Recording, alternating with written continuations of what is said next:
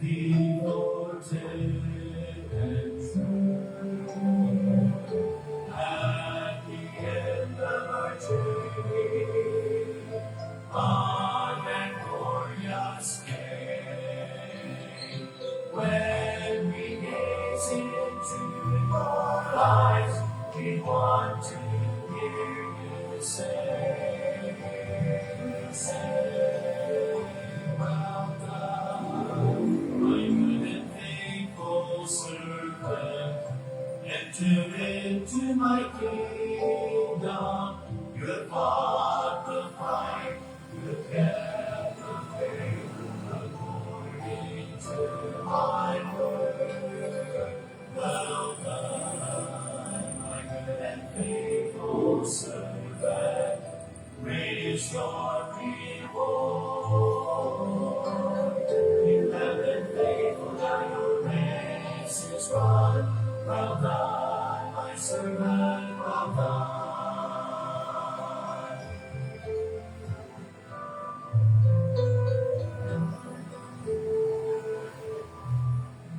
For I was hungry and you fed me, thirsty and you gave me drink. You served others in my name. Share the gospel without shame, and you were light in the darkness. You were strength for the weary. You were my messengers to share my gospel of love. Well done, good and faithful servant. Enter into my kingdom. You have fought the fight, you have kept the faith, according to my word. Well done, my good and faithful servant. Great is your reward. You have been faithful, now your race is run.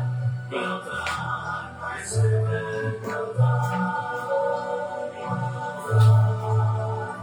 Well done, my servant, well done. Well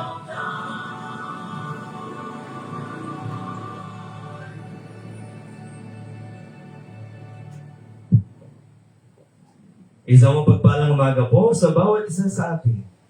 Amen. Purihin ng Diyos sa isa na naman pong linggo na lumipas, kanyang katapatan, kabutihan, at patuloy na pagkakalaw sa atin ng kanyang.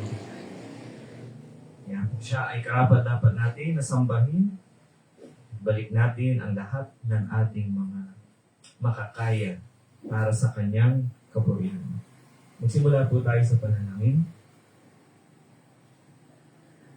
Dakilang Diyos, kami po lumalapit sa yung trono ng awa at iyan. Sa umaga po na ito, na aming mga puso ay nagagalak dahil ikaw po ang siyang Diyos na nagkakaloob ng lahat. Ikaw po ay sapat sa lahat ng aming mga pangailangan sa bawat araw o Diyos. Dalangin po namin sa oras na ito. Ihanda po kami sa pagsamba ng aming mga puso at isip. Patuloy kami linisin ng inyong banal na dugo sa pamagitan din po ng inyong salita. Ay patuloy ba't na baguhin ng aming mga isipan ang mga nilalaman nito. At patuloy kami, O Diyos, na maging kagaya mo. Sa bawat araw na lumilipas, ay makita po sa aming buhay sino ikaw na aming sinasamba at dinadating ng aming Panginoon na tagapagligtas. Dalangin din po namin, O Diyos, ang aming mga kapatid. Ikaw po siyang gumabay sa kanilang landas. Ilayo po sila sa anumang sakuna o anumang panganib na maaaring mangyari. Ikaw po, Panginoon, ang magbigay ng kaligtasan sa kanila po paglalakbay. Patuloy na bawat isa po sa amin ay patuloy na maging mahagap naging masipag, matyaga, at patuloy na hinahanap ang inyong kalooban sa bawat araw. Hindi po sa lahat sa aming pagtitipon ngayon ay ikaw po ang karapat-dapat namin na sambahin. Ibalik po namin ang pinakamataas ng pagsamba, pagdakilan, at pagkilala sa inyo kabutihan. At bilang man o Diyos ay mananatili na tapat at totoo ang iyong mga salita na aming pinangahawakan, at sa darating na panahon ay naniniwala po kami na ikaw ang tutupad sa lahat ng mga bagay sa iyong salita. Sa oras po na ito ay pag-ibigay at tutupan sa pamamagitan ng banal na Espiritu na siya magbibigay po sa amin ng patunawa, karunungan at katalinuhan. Sa ito namin ibinabalik ang lahat ng papuri at pasasalamat sa matamis sa pangalan ng aming Panginoong Hesus. Amen. Nagpapatuloy po tayo sa pag-aaral ng ating ng salita ng Diyos. Kaya napakainam po na tayo ay maging handa ang ating mga puso at isip at ang ating mga sandata, ang tools. Kailangan na meron tayong daladalang mga panulat. Ball pens, papel, dahil ito po ang ating ginagamit sa pag-aaral, hindi lamang po sa araw na ito, kundi sa bawat araw. So bakit po natin sinisimulan ang isang araw? Sa bakit? Marami sa atin ang nagtatanong, bakit pa kaya ako nag-aaral? Bakit kaya ang hirap ng buhay? Bakit kaya pinagdadaanan ko itong pagsubok na ito? Bakit kaya ang tagal kong matuto? Bakit kaya sila ang bilis nila? Bakit nandoon na sila? Ako nandito pa rin. Marami po tayong tanong. Pero napakahalaga po niya na ating alamin. Dahil lahat po nangyari may purpose. May dahilan ng Diyos kung bakit niya tayo pinapadaan sa iba't ibang mga pagsubok. Kung ating mapapansin, hindi pare-parehas ang sitwasyon natin. Walang parehas sa sitwasyon. Hindi po pwede nating sabihin na kaya mo rin yan. Pinagdaanan ko na yan. Totoo po yun. Na madali nating sabihin. Pero iba-iba talaga ang kakayahan na binigay sa atin ng Panginoon. Maaaring para sa akin ay madali lang. Pero para sa iyo mahirap. Bakit? Kasi po ito yung paraan ng Diyos na matuto tayo. Hindi laging madali. At masasabi nga natin, hindi talaga madaling matuto. Kailangan muna nating paghirapan. Kaya nga po gaya sa eskwelahan, ay kailangan talagang mag-aral tayo ng matuto. Huwag na natin gayahin yung mga bulak-bul o yung mga tambay lang. Chill-chill lang. Alam niyo po, sa eskwelahan, ikaw ay pumasok na dyan. Huwag natin sayangin ang oras. Gamitin natin ang wasta. Kasi makikita mo, iba't ibang circles yan eh. Iba't ibang grupo. Meron dyang ibang mga estudyante talagang nagsusumikap sila. Nagsisipag talaga. Pinaghihirapan nila. Kasi alam nila na ang future ay darating, mabilis na. Yung pinaghirapan mo na ngayon sa eskwelahan, darating ang panahon, hindi mo na paghihirapan. Kasi alam mo na, kaya mo na. Lalo sa college, kung kayo'y nangangarap po na magtapos at maging isang professional, o ikaw ay nangangarap na magsimula ng business, iba-iba. Pero ang purpose ng Panginoon sa pag-aaral natin ngayon, sa spiritual na aspect, ito yung pinakamahalaga. Na tayo ay matagpuan niyang masipag.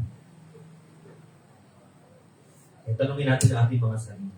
Masipag na kaya ako?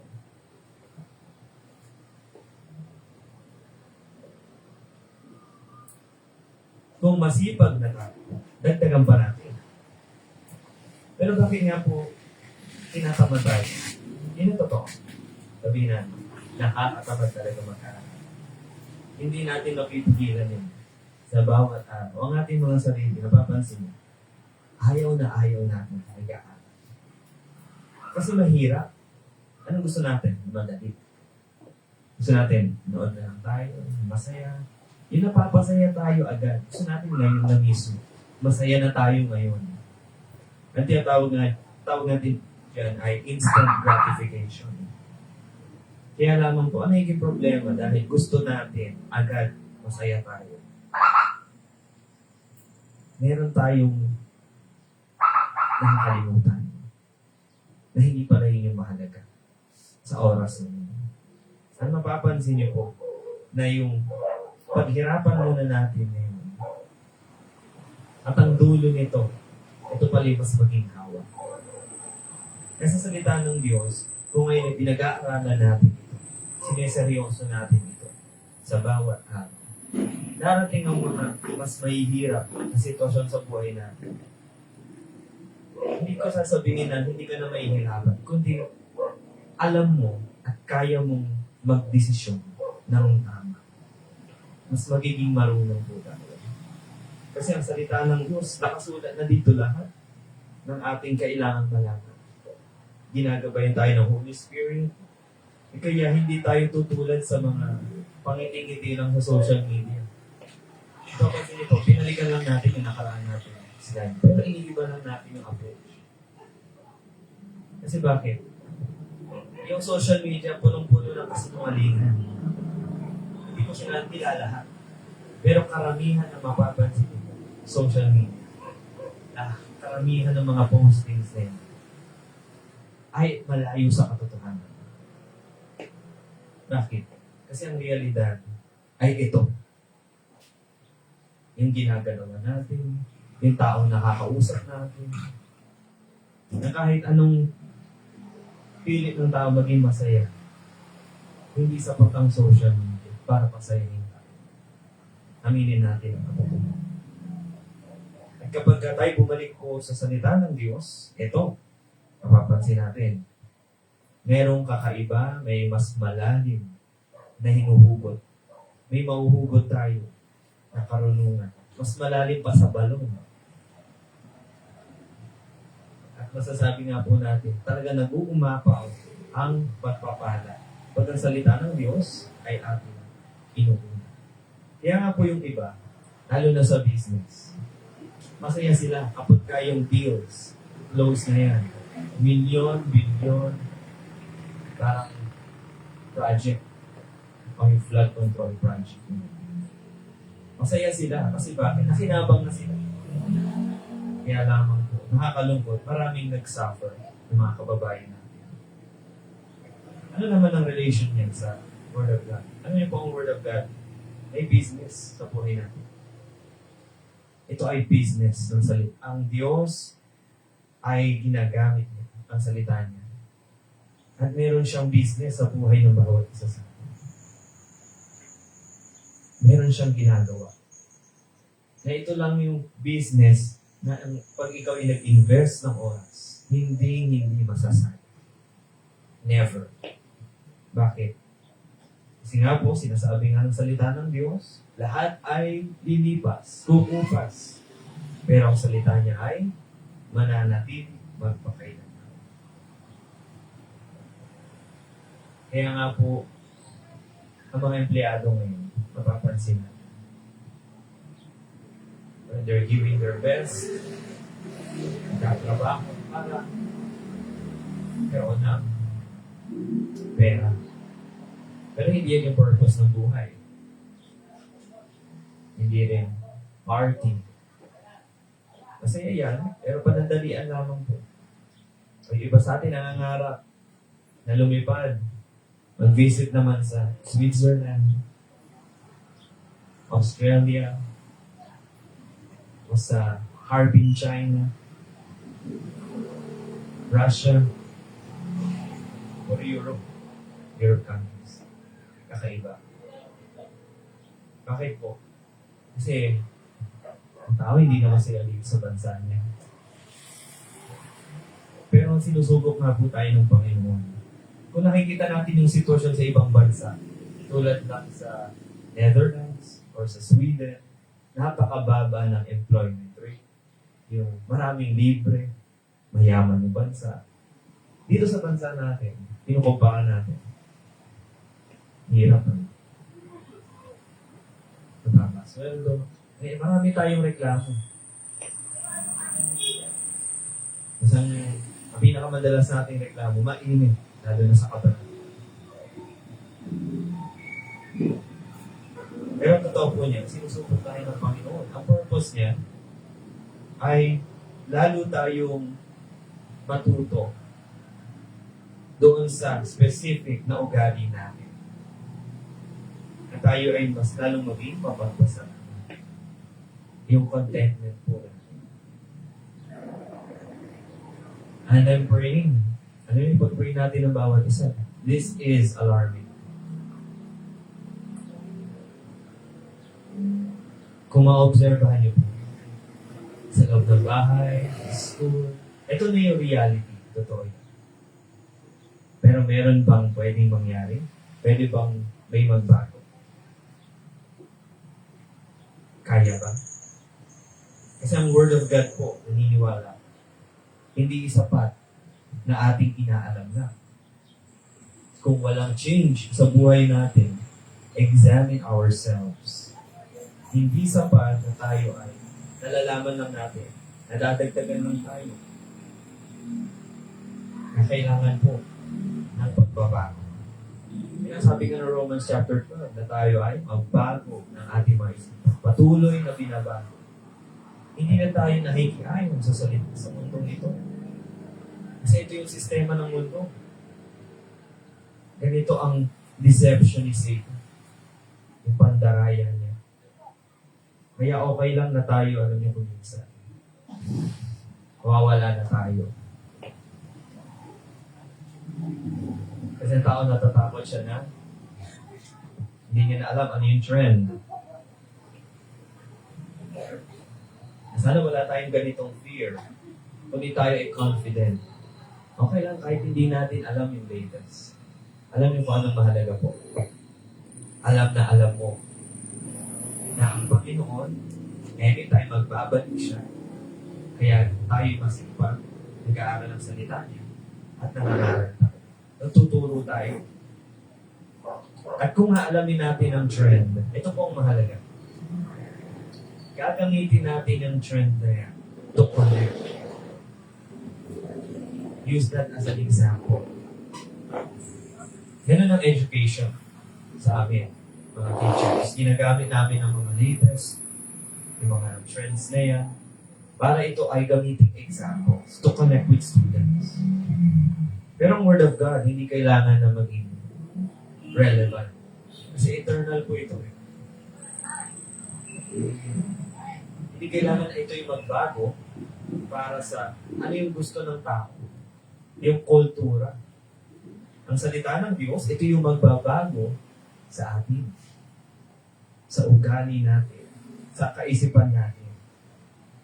Kaya ngayon, kapag ikaw yung magtuturo, gagamitin mo lang yan. Yung trend, example yan.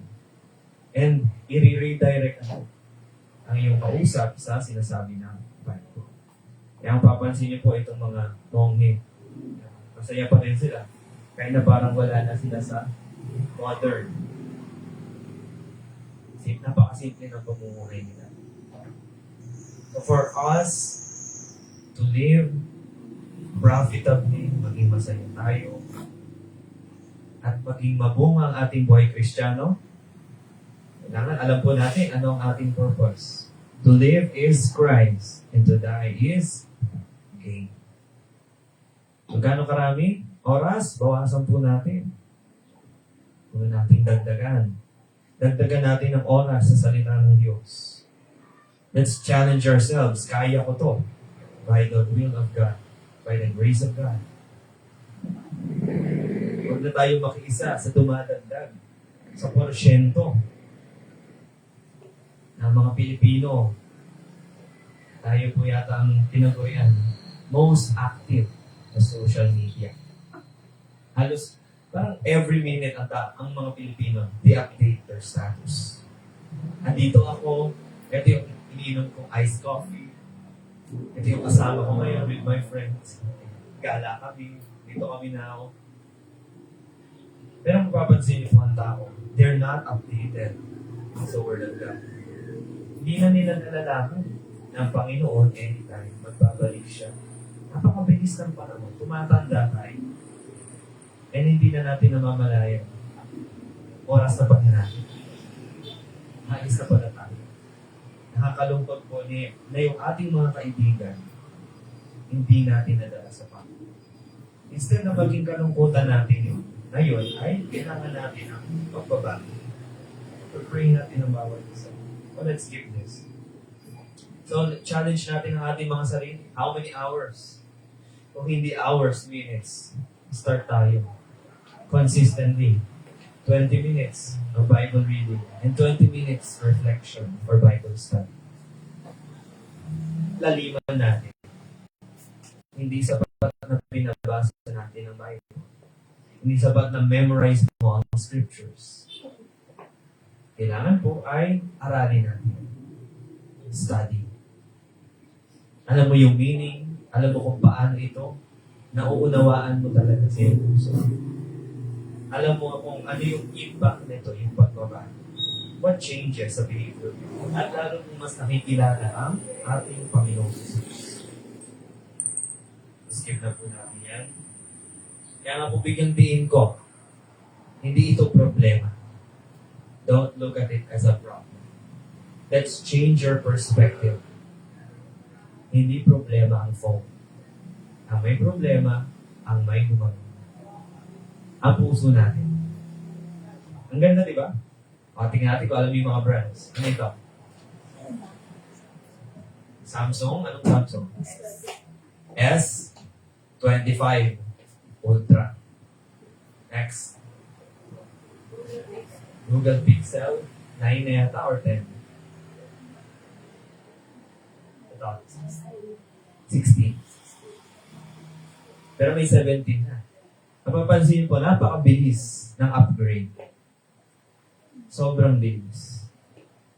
Kailangan ba makisabay tayo sa upgrades? Kailangan ba?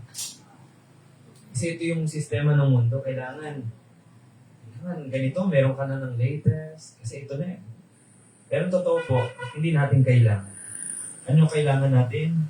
We always check our hearts. Check your heart. Ano ang tibok ng puso natin sa bawat ano? Sino?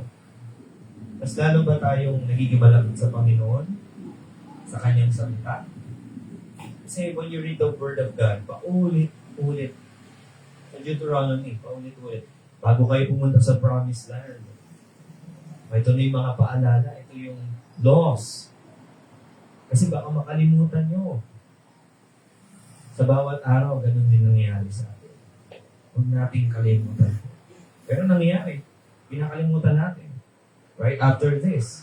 Pwede mangyari. Nakalimutan na natin ang gabing pinag-aralan natin. That's why we must recall. Active recall. Active natin na binabalikan. Ano yung pinag-aralan natin? Ano po yung Word of God? Anong sabi ng mga verses?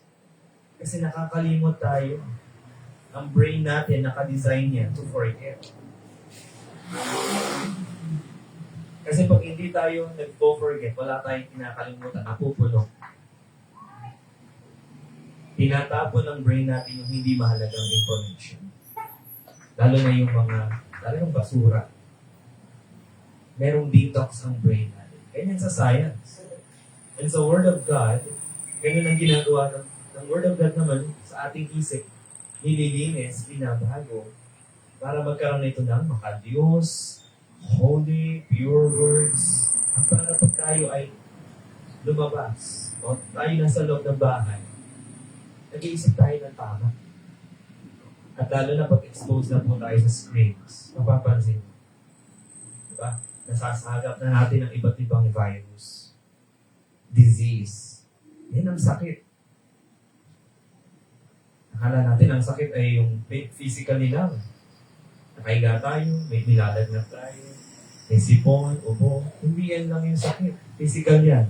Ang sakit talaga ng tao ay mas malalim, spiritual. Isip. Ang puso. Kaya kung papansin nyo ngayon, ang psychology, sobrang sumisikat, skyrocketing yan. Bakit? Kasi, ang tao, talagang matagal na may sakit sa isip, sa puso.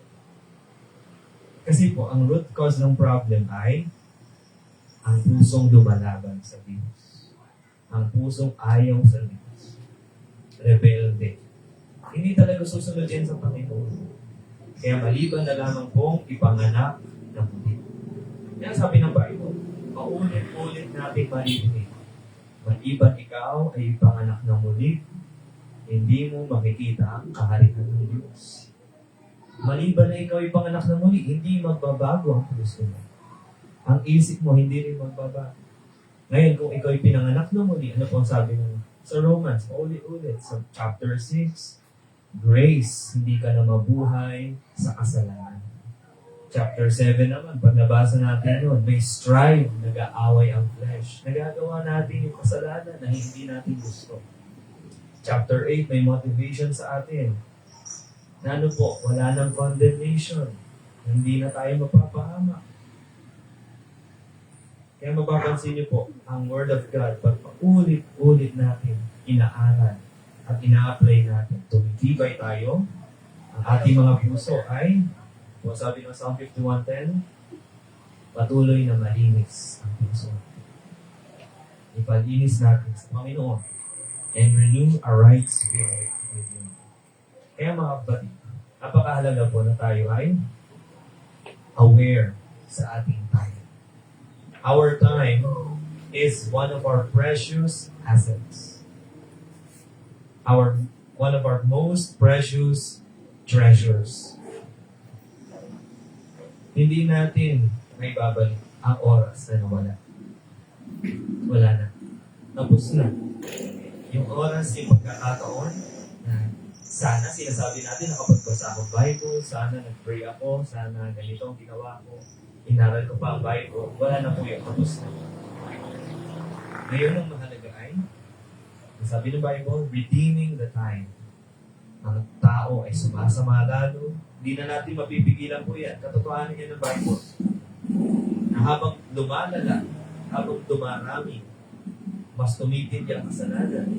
Kasi ang Panginoon ay magbabalik. As in the days of Noah, mapapansin niyo po, ilan naman naligtas? Let's quiz. Ilan ang naligtas sa panahon ni Noah? Are you sure? Paano yung bilang ng mga animals? Huwag niyo na po bilangin yan. So, ang tao na naligtas sa panahon ni Noah ay 8. Bakit? 8 lang ang nagsisi. 8 lang ang may takot sa Diyos. Sa panahon kaya natin ngayon, ilan kaya ang may takot sa Diyos? Ilan kaya po ang lalapit sa Panginoon, hihingi ng tawad, at patuloy na aralin ang salita. Ibig sabihin, hindi na magpapatuloy sa kasamaan. Kaya ito mahalaga rin po ay tinuturo sa atin na Bible. Walk in wisdom toward them that are without, redeeming the time. Sa paglabas natin, tao ay nakatingin na ating ugali. Paano natin sila itrato? Paano tayo magsalita? Yung paano. Kasi kahit anong ganda po ng sinasabi natin, pero kung paano natin sinasabi, nang wawasak na pala tayo ng buhay. Hindi na pala maganda yung epekto. Mabuti yung intention natin, maganda yung mga sinasabi natin, pero paano natin sinabi, ay para tayo nag-demolish ng bahay. Sinira na. Kasi lahat po yun mahalaga. Ang sabi ng Word of God, ay speaking the truth with love. ito ang powerful ingredient. Kapag tayo nagsasalita, there is love. Dapat. Kasi kung walang love, ano yan? Pwedeng hate, pwedeng fear, pwedeng anumang emotion yan. Ang nandyan sa sinasabi natin. Tandaan po natin, our words, meron diyang emotions. May sinasabi, merong meaning yan. Hindi lang ito sa alam natin, kundi talagang nararamdaman natin yung sinasabi. And also, he said, let us set our affection on things above. Colossians 3:2. Things above. Spiritual things. The kingdom of God. Souls. Ang Word of God. Bible study. Worship. Singing for the Lord. Praises. Wala nang bago. Lagi po nating paalalahanan ng ating sarili. Ang mga mata ko, saan ang tingin ng mata natin? Hindi sa mga bagay sa sanlibutan. Napupulag tayo dyan. Ibig sabihin, hindi natin mamahalin ang sanlibutan. Yan po sabi ng 1 John chapter 5 or 1 John chapter 2 verse 15. Love not the world. Kaya instead na ang self ang nasa gitna, mali po ito. Ito yung paraan ng mundo. Nasa gitna si self. Masyadong emphasize si self. Laging sarili. Kaya ano po ang nangyari? Hindi nila kayang mahalin ang Diyos ng totoo. Kasi ang sarili ang laging what makes me feel good, ano yung nagpapasaya sa akin, ano yung gusto ko, yan. Pero ang kailangan po talaga natin is Christ. Ano yung Word of God? Talagang masakit ito. Katotohanan po ito. Dahil tayo ay masuwayin. Matigas ang ulo. Kaya ang salita ng Diyos, tinutuwid po tayo sa mga mali natin. Kaya si Christ, siya ang head. Siya ang leader natin. Siya ang Lord. Siya ang masusunod. Sumusunod lang ang mga ibang bagay. Kaya masasagot natin, do we walk with Christ daily? Do we love Him more than this world? Masasagot natin yan. At lagi, mas madalas ba, pinag-uusapan natin ang Panginoong Jesus? More of Christ. More of His Word. Less of ourselves. Less. Bawasan natin. At patuloy na pabawas ng pabawas. Kasi never natin kayang perfectly na masusunod ang Bible. Never yan. But I strongly believe na kaya natin more. Yun ang kaya. Yes. Yes, ang pagsuway natin. To love the Word, to hate the worldliness, nagkaroon tayo ng godly sorrow, nalulungkot pa ba tayo? Tayo nagkakasala. Yung pagsuway natin. Tandaan niyo po, huwag natin minamalit ang kasalanan. Lahat ng maliit ay lumalaki. Kaya si Jacob, makita niyo po, lumaki na si Jacob. Mga maliliit na bagay, lumalaki. Lumalaki ang problema. Huwag natin palakingin. Ilapit po natin agad sa Panginoon. Iyak natin. Sa nakaraan ay atin pong tinalakay ang salitang mystery. So what is mystery? Secret. Hindi natin maunawaan. That is a mystery. Maraming tanong sa ating isip. In the Old Testament, marami nga pong mga bagay, mga hula, mystery sa kanila. Hindi nila makita. But they continue to believe that the Lord Jesus Christ will come in the flesh. Ano po ang sumisimbolo sa kamatayan ng Panginoon? We have the Lamb. And alam, pag ito'y pinapatay, hinahandog nila, it pictures the Lord Jesus Christ. At marami pa pong iba. So ating sumilip tayo ng mga ilang verses. You may also write these verses. Hindi natin mabubuksan po lahat. Tingin tayo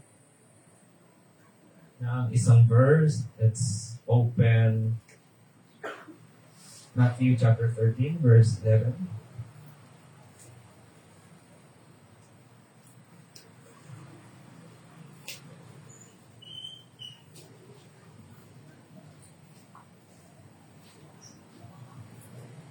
He answered and said unto them, Because it is given unto you to know the mysteries of the kingdom of heaven, but to them it is not given. So, Panginoong Isus, siya po ay nangangaral mga oras na ito. At kanino niya po ipinalam ang mga misteryo ng kaharian niya? Sa mga disciples.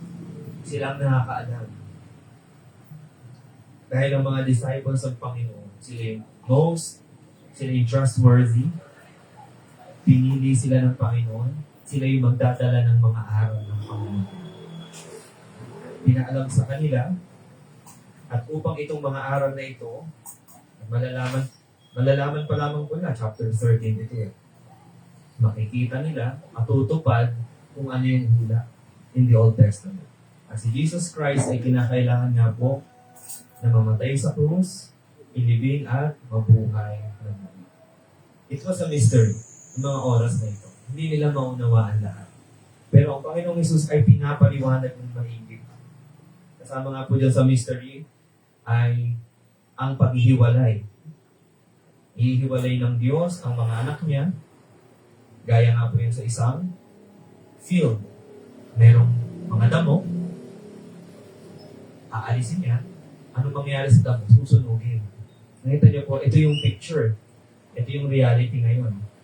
Yung mga pananim, aanihin, ay pag inani na po, saka palang hihiwalay ang damo. So ito po yung tumutukoy sa ano po, yung mga mamamatay, mga tao, kasi pag-aani po yun in the last days. So makita po natin dito, the truth of the church regarding Gentiles and Jews being brought into a new spiritual body through Christ. Ano po yung mystery niya? So in the Old Testament nga po, revealed, hindi pa revealed, mystery. Pero ito yung revealed na sa New Testament. Na ang mga totoong anak ng Diyos ay kasama sa katawan ni Kristo. And the temple, napakahalaga po ng temple. Ano po nangyari? Sa Old Testament, ito yung makapal na kortina. Merong makapal na kortina sa templo. At anong nangyari? Tinatakpan nila ito ang presence si God, pero ang Panginoong Hesus, siya ay namatay, napunit po yan. Lumindol po, napunit. Ano po ibig sabihin nito? Revealed. Na ang mga tao ay pwede nang lumapit sa Diyos. Purihin ng Diyos. Kasi po, dahil sa Panginoong Hesus, pwede nang lumapit sa Diyos, sa Ama. Kasi siya ang daan. Wala na pong iba. Ginagamit niya ang mga pastor, preachers, pinapangaral lamang po. Pero ang laging bida, hindi ang religion natin, hindi ang Baptist. Papansin niyo po, ito sa atin, dinidiin natin na hindi tayong nagliligtas. Ang nagliligtas ay ang ating Panginoong Jesucristo. Dahil siya lamang, wala na po iba. Nakasulat na ito from the Old Testament.